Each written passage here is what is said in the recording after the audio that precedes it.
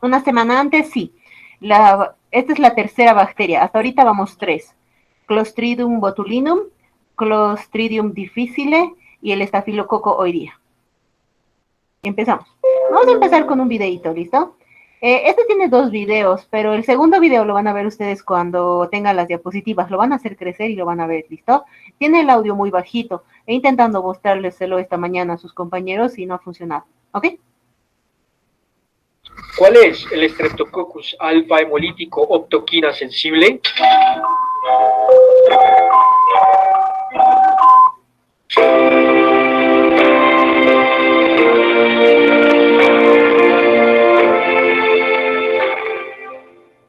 Hola, soy el profesor Mr. Leplo. Me pueden decir LL. Cualquier pregunta, háganmela saber aquí abajo en los comentarios. Con gusto les ayudaré. Vamos. Entender cómo se clasifican las bacterias gram positivas es esencial en microbiología. Después de realizar los pasos de la coloración de Gram, las bacterias gram positivas se verán color morado o violeta, como dicen en otros países. Lo siguiente es identificar la forma que tienen al microscopio. La primera forma puede ser como bacterias alargadas, a las que llamaremos bacilos. La segunda forma le llamaremos cocos. Y a la última forma tenemos que imaginar que a un bacilo le salieron una especie de brazos. A estos los llamaremos bacilos filamentosos. Vamos ahora con los bacilos. Los bacilos gram positivos se clasifican en dos grupos grandes, dependiendo si les gusta el oxígeno o aerobios o si no les gusta el oxígeno o anaerobios. Los bacilos gram positivos aerobios más frecuentes son los géneros Listeria, Bacillus y Corynebacterium. Por otro lado, los bacilos gram positivos anaerobios por excelencia son del género Clostridium. Los bacilos filamentosos se clasifican en dos grupos grandes, si les gusta el oxígeno o aerobios o si no les gusta el oxígeno o anaerobios. Los bacilos filamentosos gram positivos aerobios por excelencia son del género Nocardia y los anaerobios son del género Actinomyces. La tinción de Ziel-Nielsen se usa para diferenciarlos, ya que las bacterias del género Nocardia son ácido-alcohol resistentes. Ahora vamos con los cocos. Al identificar cocos, lo primero que se debe hacer es identificar su distribución, es decir, si se encuentran en fila india, serán del género Streptococcus. Por el contrario, si los vemos como un racimo de uvas, los identificaremos como del género Staphylococcus. La prueba de catalasa es otra forma de diferenciarlos. Los Streptococcus son catalasa negativo y los estafilococos son catalasa positivos.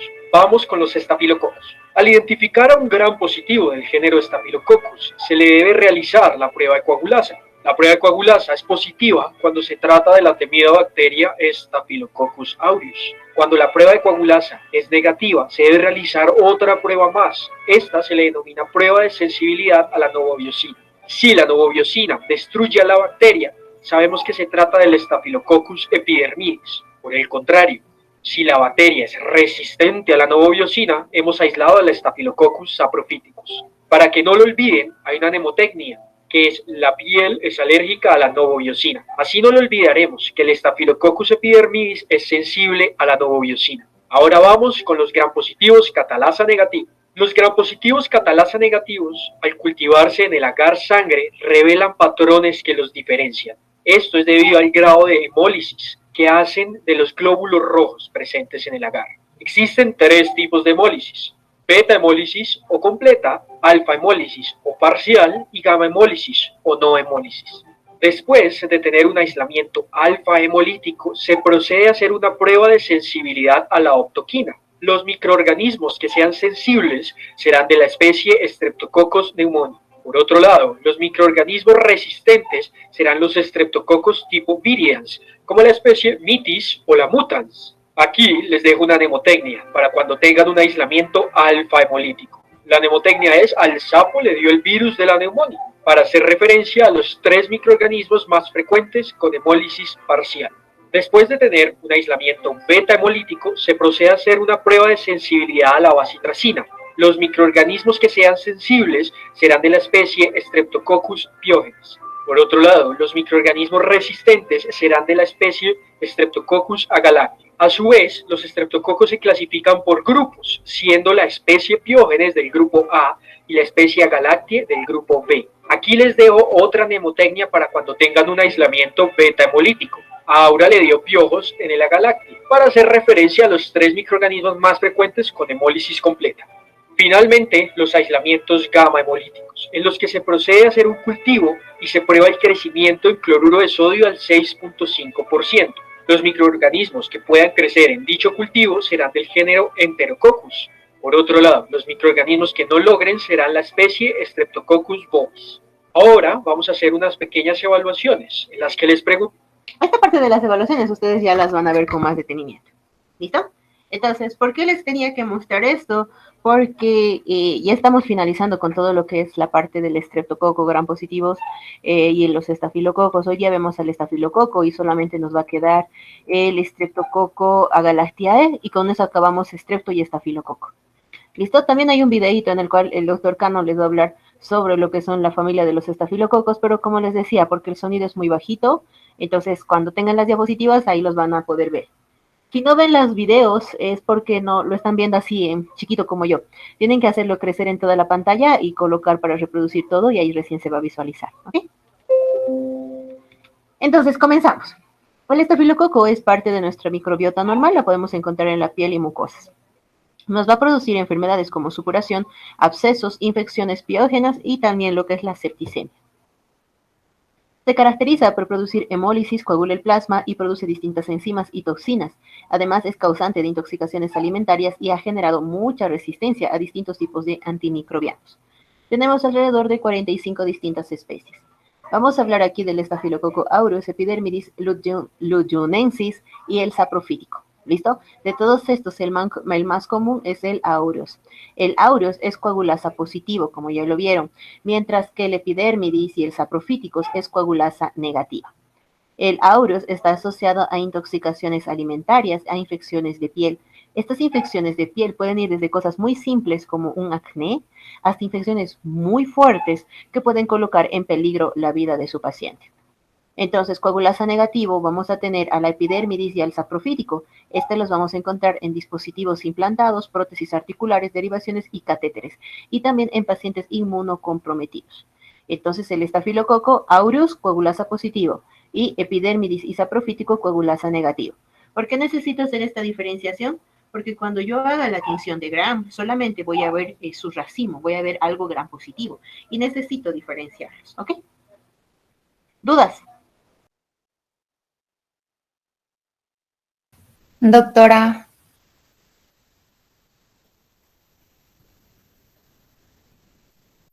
Por eso, preguntas, dime nomás. ¿la piel de mariposa entraría en esto? Porque es una enfermedad de la piel también, si no estoy mal. No, ese es otro tipo de enfermedad de la piel, eso está asociado al sistema inmunológico, Anabel. ¿Listo? ¿Alguna otra pregunta?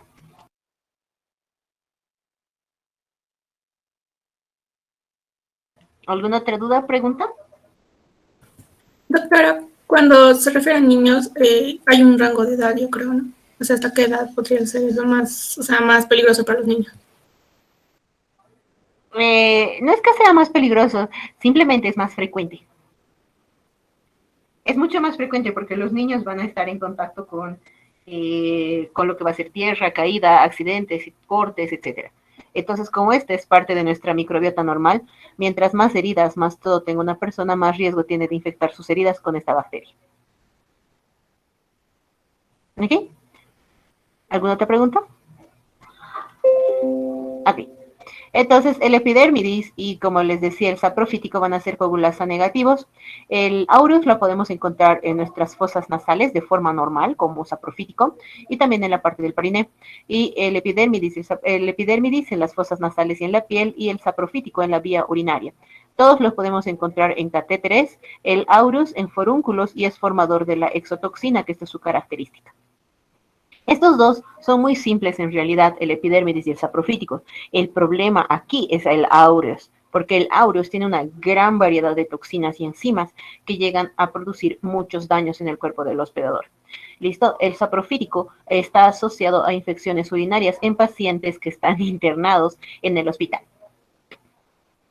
Entonces, cuando yo hago la tinción de Gram, voy a ver unos cocos chiquitos de 1 micrómetro de diámetro que van a ir formando lo que van a ser las formas en racimo de uva, que es el estafilococo. Aunque en algunas oportunidades pueden formar en la forma de tétrada. Estas son aerobias, les gusta crecer a 37 grados, pero pueden crecer entre 20 y 25 grados. Me van a formar colonias redondas, lisas, elevadas y brillantes. Son productoras de catalasa. El estafilococo y el estreptococo son catalasa positivos y son productores para diferenciar entre el estafilococo y el estreptococo, tengo que hacer la prueba de catalasa. Si es catalasa positivo, estafilococo. Si es catalasa negativo, estreptococo. ¿Listo? Como les decía, se va a caracterizar porque son grandes productores de sustancias, toxinas y enzimas. Ahora, tiene una sensibilidad variable a lo que son los antibióticos. ¿Por qué? Porque tiene distintos mecanismos de resistencia. Por ejemplo, primero forma beta-lactamasas. Aparte, tiene resistencia a la nafcilina, meticilina, oxacilina y a la vancomicina. También tiene una resistencia mediada por los plásmidos a lo que es la tetraciclina, eritromicina y aminoglucósidos. Y ha generado tolerancia. ¿Qué es esto de tolerancia? Le doy un antibiótico de amplio espectro y no lo mata, solamente va a detener, un bactericida y no lo va a matar, simplemente va a disminuir su reproducción. Entonces aquí tengo 4 mecanismos que están asociados a su resistencia a los antibióticos. Es formadora de hemólisis y voy a poder diferenciar entre distintos tipos de estafilococos dependiendo del grado de hemólisis que pueda llegar a tener en el cultivo. Hasta aquí. ¿Tienen alguna duda?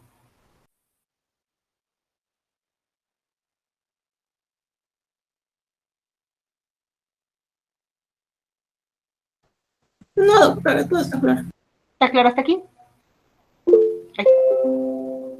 Disculpas, lo hice chiquito. Ale, dime. Está bien todo. No, Alejandra tenía la manito levantada. Alejandra.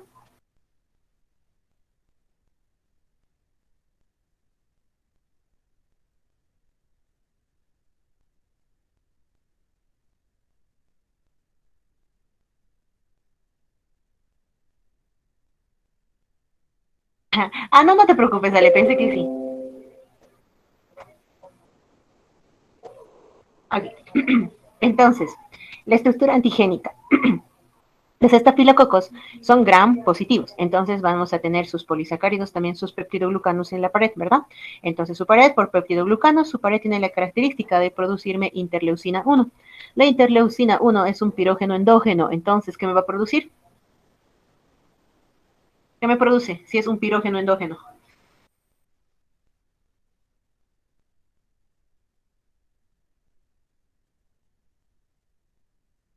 ¿Los pirógenos endógenos qué dan?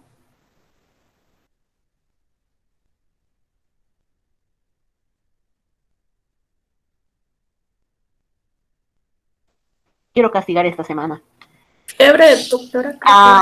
Muy bien, muy bien. ¿No?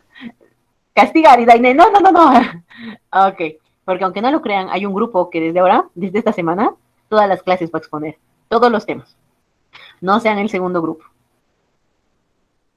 ¿Listo? Entonces uno de mis grupos ya se dan solitos la clase, van a exponer de ahora en adelante. Entonces participen, respondan las preguntas, porque si les hago preguntas del primero o segundo parcial y no me responden, les voy a castigar y van a tener que exponer. Ok, entonces vamos a tener que los peptidoglucanos me producen interleucina 1 que me va a dar fiebre y también está asociado a la formación de los anticuerpos y me va a activar el sistema del complemento. Aparte va a tener los ácidos teicoicos, obviamente es gran positiva. Estos ácidos teicoicos están asociados a la formación de los anticuerpos. Tiene la proteína A. Esta proteína A le permite adherirse a las células del hospedador y además es un factor de virulencia, o sea, nos va a depender o va a determinar si nuestra bacteria va a ser muy agresiva o no. Enzimas. Esto es largo. Vamos a tener que va a formar coagulasa, catalasa, hialuronidasa, lipasa y beta-lactamasas. Aparte va a formar citotoxinas, enterotoxinas y toxinas exfoliativas. Dentro de las citotoxinas va a formar la hemolicina A, la hemolicina B y la hemolicina D. Entre las enterotoxinas, la enterotoxina A, la enterotoxina B y la enterotoxina C. Y aparte va a formar dos toxinas exfoliativas, la exfoliativa A y la exfoliativa B.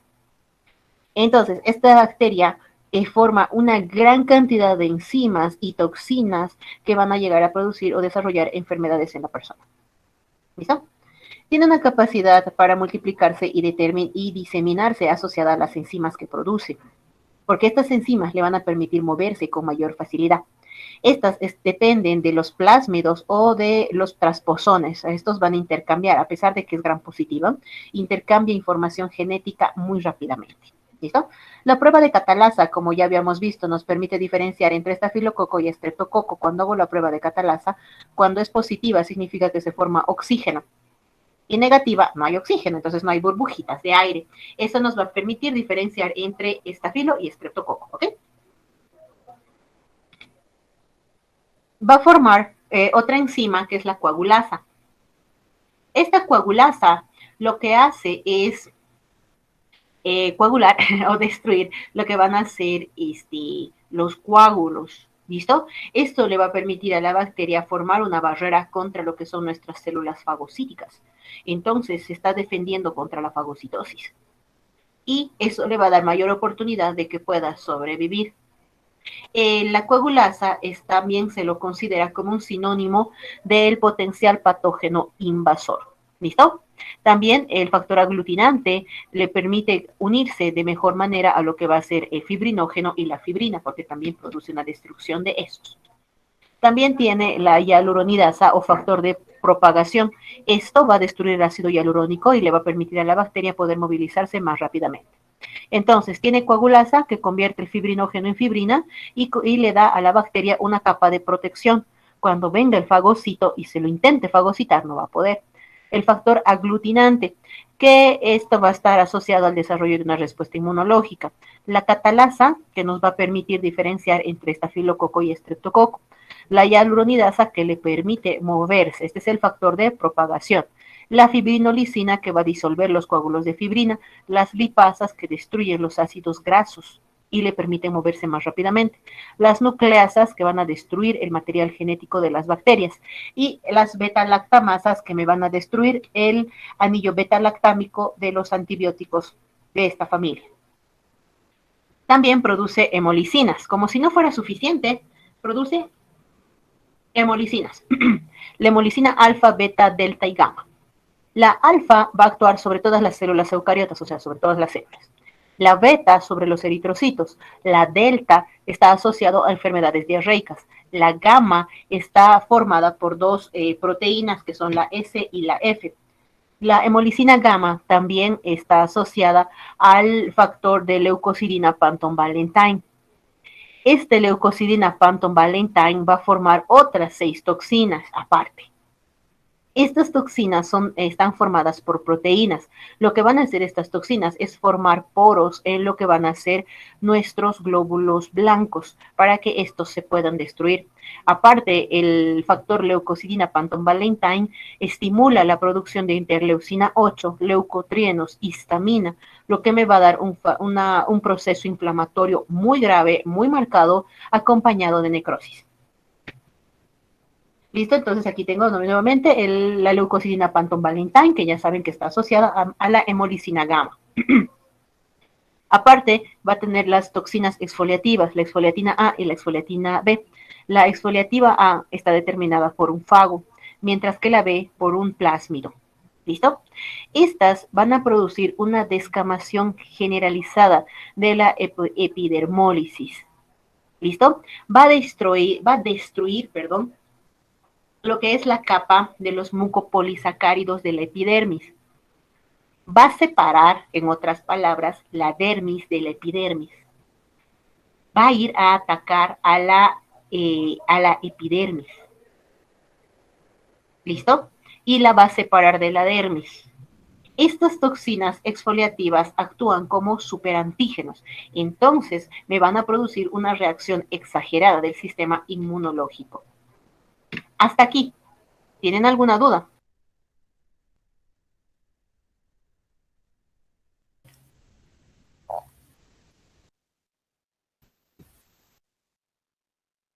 Doctora, estos son los de Staphylococcus aureus, ¿verdad?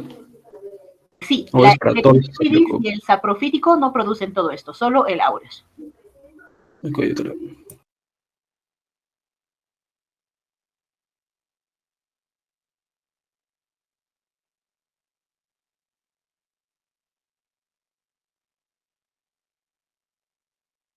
¿Alguna otra pregunta?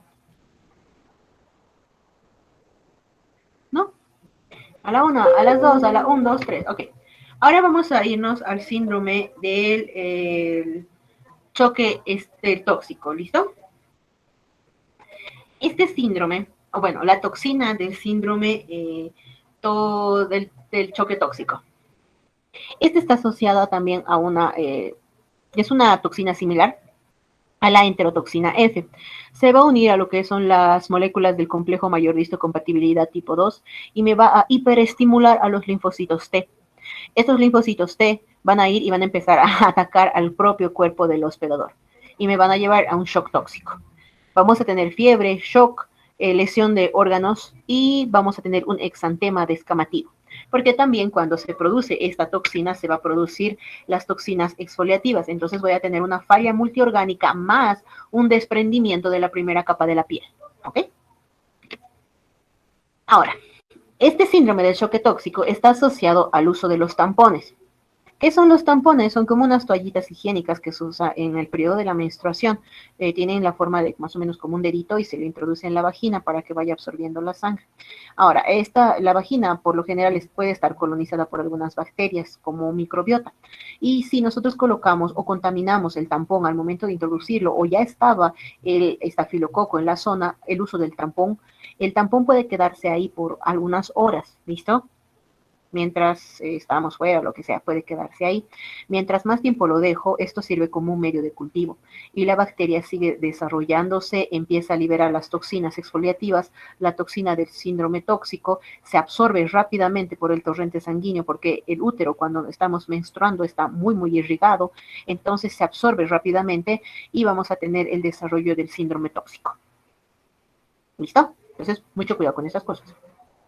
Además, produce enterotoxinas, 15 enterotoxinas de la A a la E o de la G y la P, que van a funcionar como superantígenos. Estas son las causantes principales de la intoxicación alimentaria, en especial en alimentos que tengan hidratos de carbono o proteínas. Hasta 25 microgramos de esta enterotoxina me va a producir vómitos y diarrea. ¿Listo? Porque va a ir directamente hacia el centro del vómito y me lo va a estimular. Entonces, cuando es una intoxicación alimentaria por E. coli, ¿hay vómitos? ¿Qué me dicen?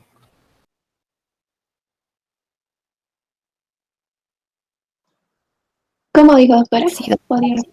Cuando es una intoxicación alimentaria por una Escherichia coli, ¿hay vómitos? Sí, doctor. Sí, doctora. En algunas personas nomás se puede presentar. ¿Muy marcados? O sea, ¿va a ser un síntoma característico llamativo? Creo que no, o sea, en algunas personas nomás se puede presentar lo que es el vómito.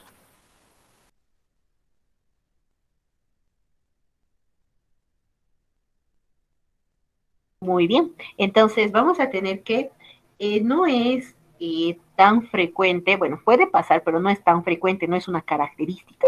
Pero cuando sea una intoxicación alimentaria por el estafilococo, los vómitos van a ser muy marcados. Va a venir junto con las molestias abdominales los vómitos. Eso les va a hacer pensar en una intoxicación por el estafilococo. ¿Listo? Ahora, saben que son parte normal de la microbiota. En el momento en el que vayan a crecer demasiado o tengamos soluciones de continuidad o unas defensas muy bajas, ahí van a empezar a colonizar otras zonas y producir las enfermedades.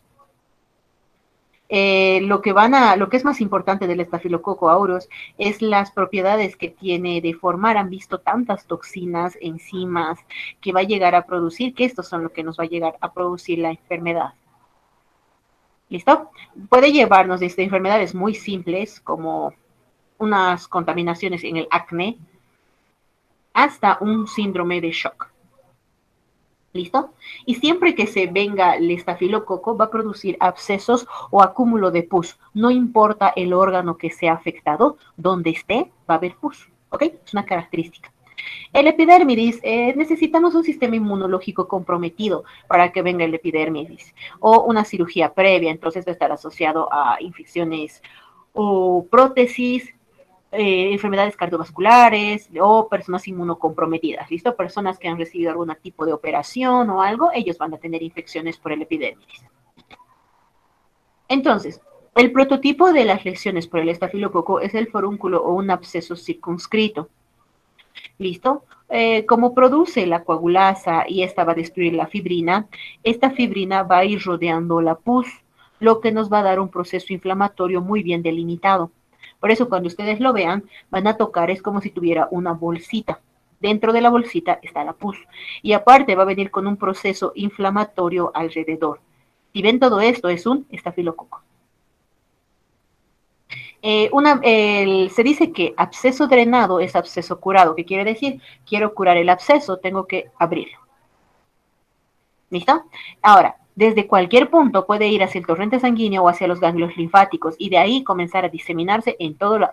Puede producir osteomielitis. Cuando vaya hacia los huesos, lo que le gusta son las metáfisis de los huesos largos. En el hueso me va a producir necrosis y una supuración.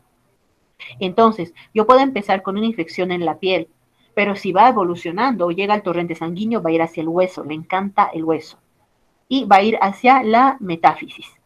Y voy a tener una osteomielitis con producción de pus dentro del hueso. ¿Ok?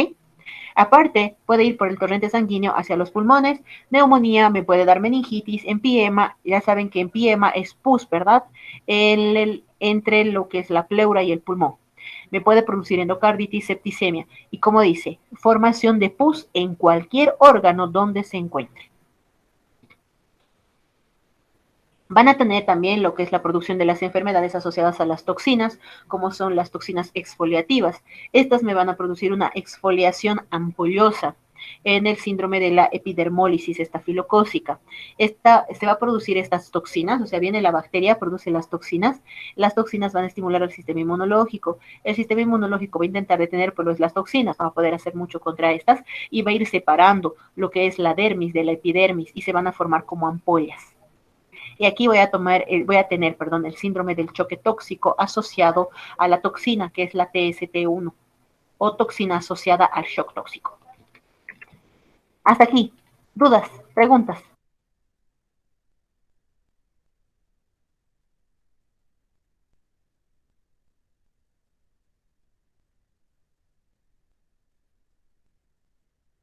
¿Nada? Ok. La clínica. Entonces, lo primero que va a aparecer muchas veces es un granito cuando es la infección en un folículo o la formación de un absceso. Esta inflamación va a ser bien circunscrita, como les decía, por la destrucción de la fibrina se va a formar como una cubiertita. ¿Listo? Esta inflamación es intensa, circunscrita y muy dolorosa y va a tener un proceso inflamatorio que le va a rodear. Y en el centro siempre va a estar pus. Para yo curar, tengo que vaciar, reventar, sacar la pus, limpiar y dar antibióticos. ¿Listo? Como les decía, no importa el origen, cuando llega el torrente sanguíneo va a intentar llegar a los huesos, en especial a los huesos largos. Puede venir como secundaria a una infección después de una operación o un traumatismo y me va a dar una osteomielitis crónica después de una fractura o una meningitis después de alguna fractura en base de cráneo o en cráneo. Una vez que esté en el torrente sanguíneo, puede darme endocarditis, osteomielitis, meningitis e infecciones pulmonares. Como les decía, una vez que esté en la sangre, va a ir a cualquier órgano y en cualquier órgano va a producir supuración, o sea, formación de pus. La intoxicación alimentaria es debida a la enterotoxina antiestafilocócica, Tiene un periodo de incubación muy leve que va de 1 a 8 horas acompañado de náuseas y vómitos intensos. Es su característica, ¿listo? Náuseas y vómitos intensos. Aparte, va a venir con lo que va a ser una diarrea, pero va a mejorar rápidamente. No hay fiebre, porque en la intoxicación alimentaria yo tengo la toxina, pero no tengo a la bacteria. Este es el síndrome del choque tóxico asociado al uso de los tampones. Vean cómo se está desprendiendo la piel. Hemos dicho la epidermis se va a separar de la dermis, ¿verdad? Y se van a formar como ampollas. Y la primera capa de la piel se va a caer. Ese es el síndrome del choque tóxico. Esto va a ocurrir rápidamente con fiebre, vómitos, diarrea, dolor muscular, exantema, o sea, manchas rojizas en toda la piel, hipotensión, insuficiencia cardíaca, insuficiencia renal en casos más graves. Asociado al uso de los tampones. Va a ser rápidamente progresivo. Dentro de los primeros 5 días después del periodo de la menstruación, la paciente ya va a presentar sintomatología. Y en los varones, obviamente, también les puede dar esto, pero obviamente no asociado a los tampones, sino que asociado a algunas infecciones de heridas. Las pruebas. Obviamente, si sospecho que esté en los pulmones, que voy a pedir cultivo de esputo. Si sospecho que esté en la sangre, un cultivo de sangre. También puedo hacer el cultivo de líquido cefalorraquídeo, dependiendo del órgano que está siendo afectado. ¿Listo? Después de obtener la muestra, voy a hacerle la tinción y que voy a ver unos cocos gram positivos que van a venir formando lo que son los racimos de uvas. Puedo hacer la prueba de catalasa para poder distinguir entre el estafilococo y el estreptococo. El cultivo, les decía, no es quisquilloso con el cultivo. Puede crecer a 37 o a 20 entre 25 grados. Tranquilo, no necesita medios especializados ni nada. La prueba de catalasa. Esta prueba me permite diferenciarla entre el estreptococo y el estafilococo. Cuando forma burbujitas es catalasa positivo y es un estafilococo. La prueba de coagulasa me permite diferenciar entre lo que es el estafilococo epidermidis y el saprofítico y el aureus. El único que es coagulasa positivo es el estafilococo aureus y el saprofítico y el epidermidis son coagulasa negativos. Las pruebas de sensibilidad. Una vez que he llegado al diagnóstico de infección por el estafilococo, tengo que hacerle lo que es el antibiograma. ¿Por qué? Porque esta bacteria genera resistencia muy rápidamente. Y si me genera resistencia, o sea, va a estar vivo por mucho más tiempo, le doy la oportunidad de que pueda ir generando sus toxinas, sus enzimas, y el paciente va a presentar mayores complicaciones. En algunos países se hace estudio del material genético de la bacteria, haciendo pruebas de PCR para poder identificar correctamente a qué tipo de familia es. El tratamiento. Es normal tener a los estafilococos en lo que es nuestra microbiota normal. ¿Listo? Entonces, mientras el sistema inmunológico esté en buen estado y las barreras de la piel estén protegiéndonos, no se preocupen, no va a pasar nada. Pero cuando el sistema inmunológico baja o tenemos heridas, cortes, mordeduras o lo que sea, la bacteria ingresa hacia nuestro cuerpo y va a empezar a producir muchas enfermedades. Está asociado a la producción del acné, pero si los adolescentes los tocan mucho, rascan mucho los granitos, los pueden contaminar o sobreinfectar, ya sea con el estafilococo o el estreptococo. Y esto me va a llevar a unas lesiones más duraderas con mayor riesgo de formación de cicatrices. Entonces, en estas lesiones cutáneas que van a ser chiquitas, se tiene que colocar lo que son los corticosteroides, antibióticos tópicos y también una mejora en la parte de la higiene de la piel de la persona. Y por vía oral, a veces cuando las situaciones o el cuadro de acné es de larga data, se necesita dar lo que es la tetraciclina. Ya lesiones más profundas como abscesos, etcétera, necesitamos siempre drenarlos. Por eso se dice absceso drenado es absceso curado. Entonces, si yo no voy a drenar el absceso, aunque le dé antibióticos, no voy a poder controlar la enfermedad. Entonces, siempre tengo que dar primero a abrir la herida, vaciar la pus, limpiar y después de eso dar los antibióticos. Tenemos que tener mucho cuidado porque ya han visto que va a generar resistencia muy rápidamente. Cuando yo tengo una herida superficial, puedo usar la mupirocina en crema para poder eliminar a la bacteria. Cuando yo lavo una bacteria, o sea, me llega una sutura, ¿listo? Tengo que lavar biencito. Entonces, ¿qué voy a usar? La clorexidina. La clorexidina llega a eliminar a la bacteria. Hemos dicho que una vez que esté en la sangre puede producirme la osteomielitis o también después de una fractura, ¿verdad? Esta va a responder muy bien a los antibióticos. A veces podemos encontrar una osteomielitis crónica y recurrente. Cuando la destrucción del hueso o del músculo es muy grande, tenemos que hacer un drenaje quirúrgico y sacar el hueso que ha sido necrosado. ¿Listo? En algunas situaciones, el uso del oxígeno hiperbárico y algunos colgajos ha mejorado la situación estética de los pacientes. Me puede producir infecciones como bacteremia, endocarditis, neumonía, entre otras. Mientras más demoro en llegar al diagnóstico correcto y dar un buen tratamiento, aumento las capacidades de resistencia. Cuando tengo un caso complicado, o sea que mi paciente va a estar internado por mucho tiempo, tengo que determinar la sensibilidad del antimicrobiano y poder elegir de esta manera un antibiótico correcto. La eritromicina, de preferencia, no hay que darle sola porque va a generar resistencia rápidamente. Tengo que dar un tratamiento conjugado entre 2 antibióticos por lo menos. Es parte de nuestra microbiota normal, entonces todos nosotros podemos llegar a tener al estafilococo dentro de nuestra piel, en especial en la región de la orofaringe y perianal. Entonces la higiene va a llegar a ser un factor o va a llegar a jugar un rol muy importante para la prevención de la enfermedad. Hay en algunos países que si tienes el estafilococo, te hacen usar mupirocina como profiláctico. También vamos a tener unas formas mucho más mutadas, que son las que son intrahospitalarias, que en especial en las zonas de máximo riesgo, como son las salas de los recién nacidos, quirófanos, cuidados intermedios o las salas de quimioterapia para el cáncer. Para el tratamiento, entonces voy a lavar la herida con lo que es el DG6 o con la clorhexidina. Después de eso tengo que usar la mupirocina o también puedo usar la rifampicina.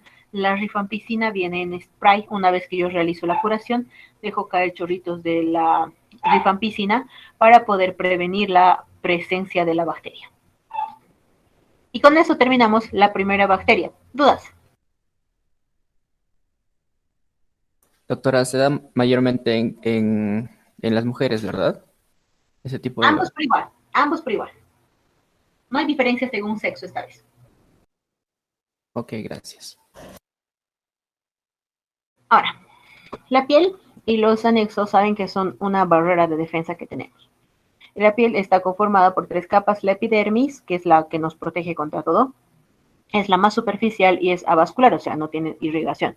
También después, debajo de la epidermis, voy a tener a la dermis y al tejido celular subcutáneo, ¿verdad? Hasta ahí todos conocen.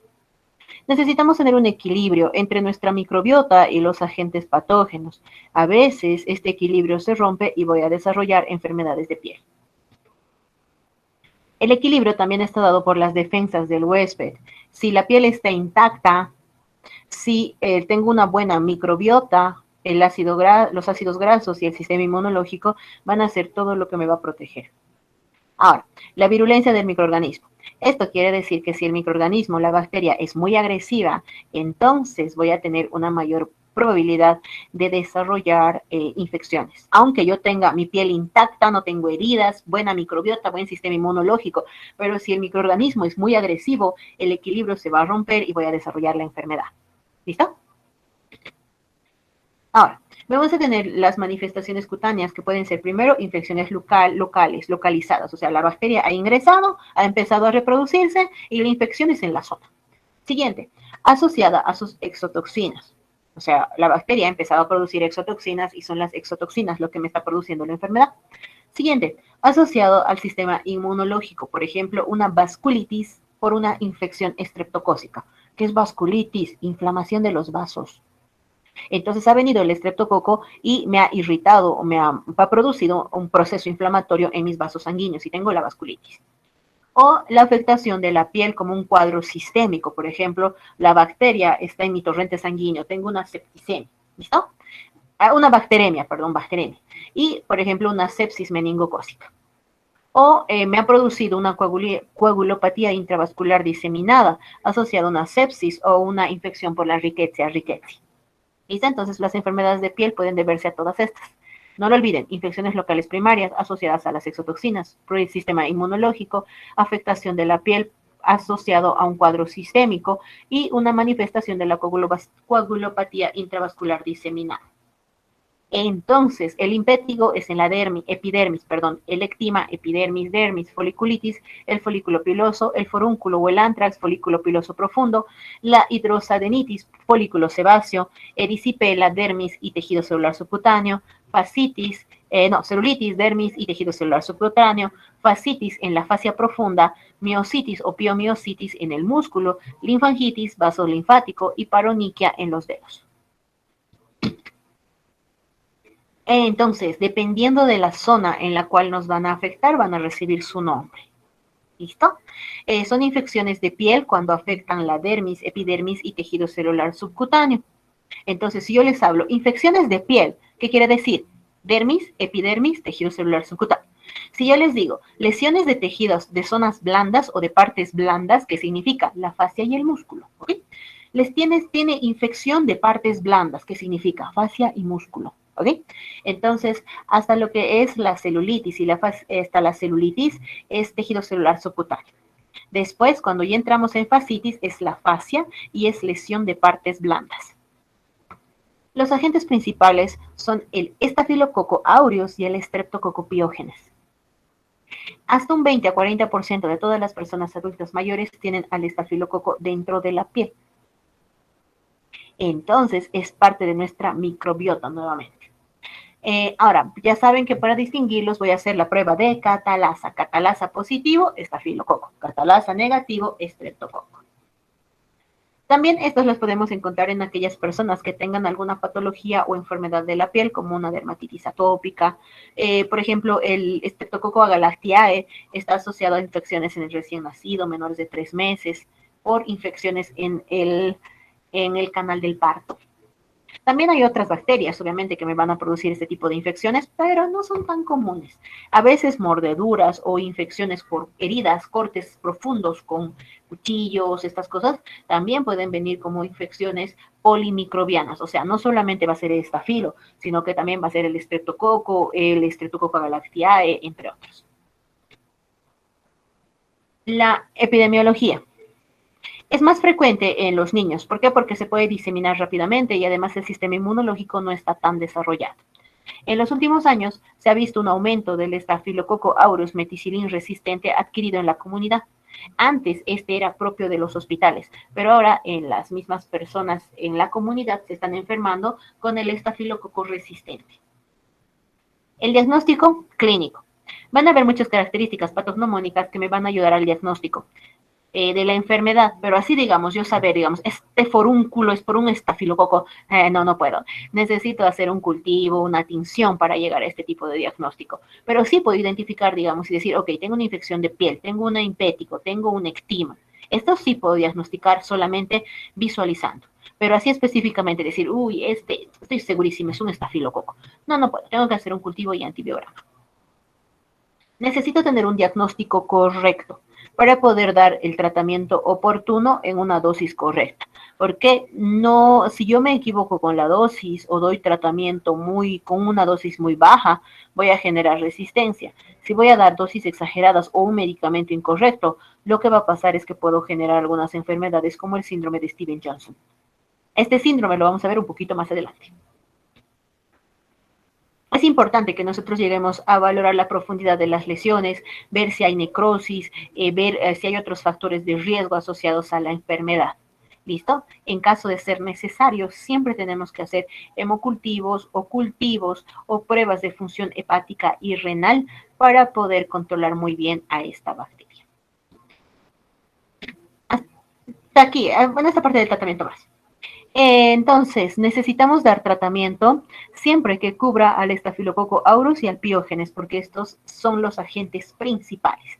Si quieren dar antibiótico tópico, la mupirocina o la rifampicina. ¿Listo? Entonces, una herida, voy a limpiarla muy bien. Después de limpiarla, voy a colocarle su mupirocina o su rifampicina. ¿Listo? En antibióticos de amplio espectro necesito algo que me sirva para los dos. ¿Qué voy a dar? Amoxicilina más ácido clavulánico.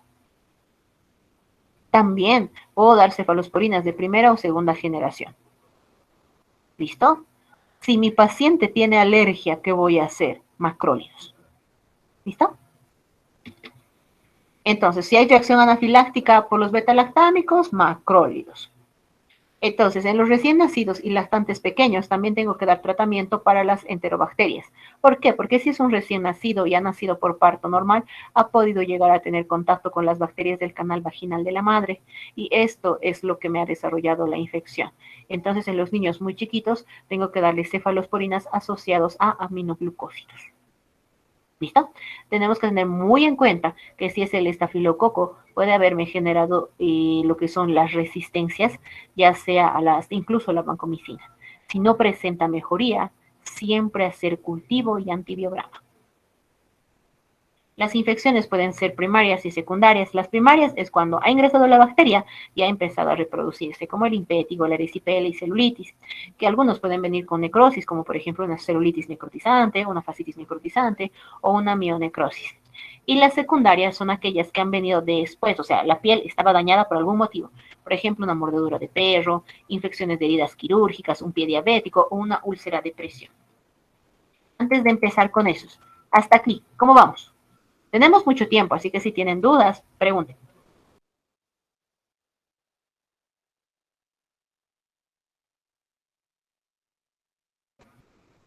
¿Nada? ¿Todo clarito? Doctora, ya te ingenié consulta. ¿La queratosis pilaris se incluiría dentro de este grupo de infecciones bacterianas? No. No está incluida. Es un factor de riesgo, pero no está incluida. Gracias, Aide. ¿Alguna otra pregunta? Dudas. Lo explico muy bien, no se han vuelto a dormir. ¿Qué me dicen? ¿Preguntas? Sí le entendí, doctora. Gracias, Anabel. Doctor, una pregunta. ¿Cuál de los estafilococos produce coagulasa? ¿Son todos? El ¿O aureus, solo el aureus. El el aureus? epidermis y el saprofítico no. Coagulasa negativos. Ahí, gracias.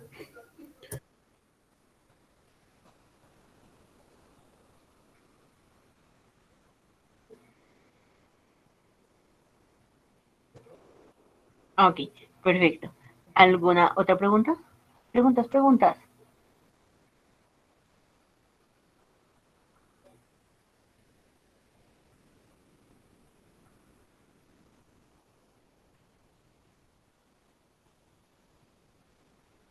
¿No hay?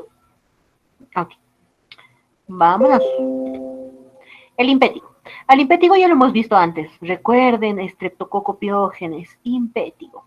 El impétigo es una infección de la epidermis, es una de las infecciones cutáneas más frecuentes. Este sí tiene, vean, y hasta con rojitos se los he marcado. El impétigo es más frecuente en niños entre 2 a 5 años, entonces lo van a encontrar en pediatría. Doctora, he visto este impétigo, ¿verdad? Pero este otro, ¿lo hemos visto? ¿Qué me dicen? En las imágenes que hemos visto del Streptococcus pyogenes, ¿hemos visto la de abajo? ¿O solamente de arriba? ¿Qué me dices, Anabel? ¿Hemos visto las dos? La de abajo creo que no hemos visto. Muy bien, buena memoria. Hemos visto esta, ¿recuerdan? Esta. Ahora, ¿esta se va a convertir en esta? No, ahora les voy a hablar mucho más profundamente del impétigo. Esta está asociada al hacinamiento, mala higiene, es por eso que es más frecuente en los niños, porque saben que van tocando todo, se van tocando la carita, etcétera, ¿listo? Ahora, tenemos dos tipos de impétigo, por eso hay dos distintos. ¿Es producida por la misma bacteria? Sí, pero son distintas etapas, ¿listo? Les presento al impétigo no bulloso, o también llamado el contagioso, y también tengo el impétigo ampolloso. Ahora, específicamente del estreptococo es este. El estafilococo también me puede producir impétigo. ¿Qué tipo de impétigo? Los dos. Este también. ¿Listo? Entonces, ¿por qué no les había mostrado este impétigo? Porque este es el del estafilococo. El estreptococo me produce esto. El estafilococo me produce esto y esto, los dos. ¿Ok? Ahora, empecemos con el primero. El impétigo no bulloso o también llamado contagioso es el más frecuente. Van a ser unas lesiones vesiculares, hay una vesícula, que después se va a romper la vesícula y se va a empezar a formar lo que va a ser una secreción. Esta secreción se la llama mielicérica o melicérica, porque tiene el aspecto de la miel seca. Vean, parece miel seca, ¿verdad? Cuando se está haciendo como azúcar, esa misma forma, por eso se la llama melicérica o mielicérica. Es muy frecuente encontrarla en la parte de la cara y en los brazos. La bacteria más frecuentemente asociada a esta es el Staphylococcus aureus y también el Streptococcus pyogenes, los dos. Los dos me van a producir este tipo de lesión. ¿Listo? Pero recuerden, tengo que tener mucho cuidado con el Streptococcus pyogenes. ¿Por qué? Porque me puede desarrollar una glomerulonefritis postestreptocócica. Tengo que hacer diagnóstico diferencial con otras infecciones virales. El tratamiento va a ser tópico y sistémico. Tópico le puedo dar mupirocina en crema y por vía sistémica le tengo que dar amoxicilina más ácido clavulánico.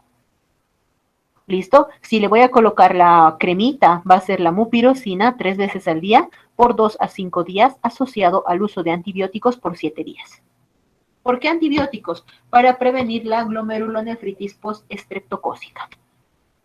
El ampolloso. El ampolloso se va a caracterizar por la formación de las ampollas. Vamos a tener primero una zona eritematosa rojiza, que después se va a formar la ampolla con líquido. ¿Listo? Esta es más asociada al Staphylococcus aureus. Si yo no hago tratamiento, puede complicarse con celulitis, linfangitis o linfadenitis.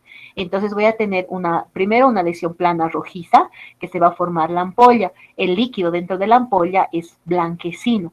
Se rompe la vesícula y se va a formar una costra de color marrón. Y vamos a empezar con una curación central. ¿Listo? Ahora, este impétigo, aquí tengo el impétigo, vean, aquí está el impétigo contagioso y aquí está el ampolloso, entonces es muy frecuente en los niños chiquitos. En este caso, esto es una fase inicial. Si yo no hago tratamiento, puedo llegar al secundario. En el secundario ya vamos a tener unas costras mucho más profundas. Estas pueden aparecer en cualquier parte del cuerpo y van a dejar cicatrices. Entonces, si yo no hago tratamiento aquí, voy a llegar a desarrollar esta forma que es el secundario. ¿Listo? Entonces, depende de ustedes que diagnostiquen a tiempo y den un buen tratamiento. Vean estos. Hemos empezado aquí, podíamos detenerlos aquí, pero si dejamos avanzar vamos a tener esto. ¿Listo? El tratamiento entonces puede ser con amoxicilina si solamente es el estreptococo, pero hay una forma en la que yo sepa cultivo y antibiograma. Si no voy a hacer cultivo, entonces amoxicilina más ácido clavulánico, cloxacilina, cefalexina, ya sea cefalosporinas de tercera generación o amoxi más ácido clavulánico. Si solamente es estafilococo, cloxacilina, porque esta es la penicilina antiestafilocócica, ¿recuerdan? La cloxacilina y la dicloxacilina. Si mi paciente es alérgico a los betalactámicos, ¿qué le voy a dar? Lo que son los macrólidos. ¿Ok? ¿Tienen alguna duda de este primero? ¿Dudas? ¿Preguntas?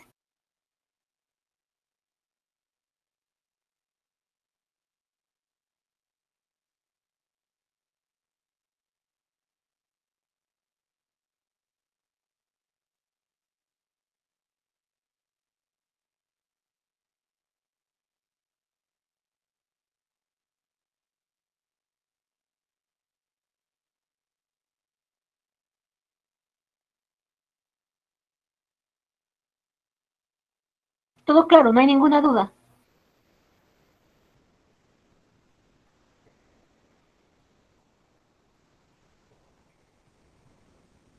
Doctor, yo tengo una duda. En el impétigo no bulloso, usted dijo que se pone una cremita y yo conozco a una persona que tiene su hijito y le está poniendo hidrocortisona. ¿Igual se le puede poner eso? No, porque la hidrocortisona simplemente está bajando el sistema inmunológico de la zona.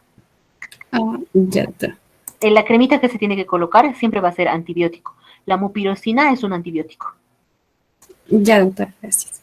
¿Listo? Y siempre, no lo olviden, es crema, o sea, tratamiento tópico en crema más tratamiento sistémico, los dos. ¿Ok? Ya, doctora. ¿Alguna otra pregunta? Doctora, en caso de que el impetido lo lleguemos a lavar con agua y con jabón, ¿ayudaría en algo? Ayuda un poco, Anabel, pero siempre vas a necesitar darle algún tipo de otra sustancia específica para poder eliminar a la bacteria. En este caso sería la clorhexidina o lo que va a ser el DG6. ¿Listo? Si quieres hacer un tratamiento así bien, tendría que ser acompañado de uno de esos. ¿Alguna otra preguntita? A la una, a las dos. Ok, vámonos a la siguiente. Eczema. El eczema es una lesión similar al impétigo, pero es mucho más profundo, porque va a llegar hasta la zona de la dermis, ¿ok? Vamos a tener una vesícula que va a tener una base rojiza, que va a llegar hasta la dermis y va a empezar a formar lo que es unas ulceraciones con bordes sobrelevantados. El agente principal es Streptococcus pyogenes, aunque el estafilococo también me puede llegar a producir eczema. Complica el tratamiento, el mismo que para el impétigo. ¿Cuál es la diferencia entre este y el otro? La profundidad. Este es más profundo. Y si es más profundo, aumentamos el riesgo de dejar secuelas o tener cicatrices después de hacer el tratamiento. El eczema, o la eczema, el eczema también puede estar asociada a una infección por la pseudomonas, pero esto va a ser en pacientes inmunocomprometidos. ¿Listo? Porque de forma normal la pseudomonas no nos va a llegar a afectar. Hay otros agentes, por ejemplo, las enterobacterias, la E. coli, Proteus, que también me pueden llegar a producir este tipo de enfermedad. Pero los que son más frecuentes es el estreptococo y el estafilococo. No alcanzamos. Ok. Ahorita regresando vamos a hablar de del síndrome de la piel escaldada. Tenemos tiempo, no quiero correr. Entonces lo vamos a detener aquí por ahora. En 10 minutos. No, alcanzamos. Regresamos. Ok. Sí alcanzamos en 10 minutitos. El síndrome de la piel escaldada. Vean esto. Se ve doloroso. Es doloroso. Muy doloroso. Ustedes han tenido una ampolla. Todos hemos tenido una ampolla, ¿verdad? Cuando se revienta la ampolla, ¿duele? Sí, ¿verdad? Esto es como tener ampollas reventándose en todo el cuerpo. Es una forma sistémica del impétigo ampolloso. Está asociado al estafilococo aureus, a sus toxinas exfoliativas A y B. A pesar de que se ve así muy doloroso, no tiene una elevada mortalidad. La mortalidad en niños es menos del 5% y en los adultos, en casos complicados, hasta un 60%. Es más frecuente en niños menores de 5 años porque todavía no tienen el sistema inmunológico bien estable. ¿Listo? Y también esto me va a llegar a producir una falla sistémica y me puede producir daño o problemas renales. La bacteria que estaba en nuestro cuerpo ha podido ingresar, bueno, estaba en la mucosa de la vía oral, nasal, etcétera, ha ingresado hacia el cuerpo de la persona, ha empezado a reproducirse descontroladamente y hemos comenzado a producir toxinas. Estas toxinas van a llegar al torrente sanguíneo. Esto va a producir una descamación de la piel. Vamos a separar la dermis del epidermis y se van a formar las lesiones ampollosas. Las zonas más frecuentemente afectadas son cara, axila, ingle, y si son niños chiquitos en el neonatos, el periné y la región periumbilical. A veces va a comenzar con conjuntivitis y edema facial con descamación periorbital. Después va a venir la fiebre y lesiones ampollosas. Vamos a tener el signo de Nikolsky positivo. ¿Qué es eso? El síndrome de Nikolsky es, aquí ven una ampolla, ¿verdad? Yo presiono con el dedo y giro, tiro, así, presiono y muevo y la ampolla se va a reventar. Ese es el síndrome de Nikolsky positivo. Cuando yo presiono la ampolla y muevo mi dedo, presionando, ¿verdad? No tan fuerte, ¿verdad? Pero si presiono y muevo el dedo, la ampolla se va a reventar. y se va a descamar la primera capa de la piel. El diagnóstico es clínico, obviamente por la clínica yo voy a llegar a diagnosticar esta enfermedad. Y para tomar la muestra, tengo que tomar una muestra de lo que es la zona de la nariz o de la boca. Porque si está positivo ahí, es el estafilococo el agente causal.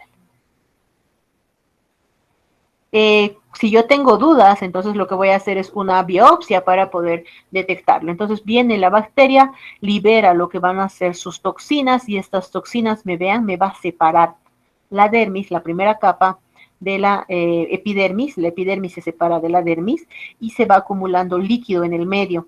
Por eso cuando yo presiono con el dedo y lo muevo, esto se va a reventar.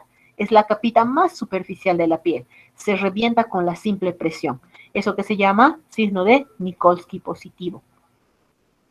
Necesito dar antibióticos sistémicos para poder detectar o detener el progreso de la enfermedad. Las complicaciones más frecuentes son deshidratación, hipotermia y las infecciones cutáneas secundarias. O sea, esto va a venir otra bacteria, lo va a sobreinfectar y voy a tener el desarrollo de otra sintomatología más. ¿Listo? Vean, pareciera quemadura, ¿verdad? Pero es asociado al estafilococo aureus. Ahora sí, con este sí lo vamos a dejar aquí. ¿Dudas?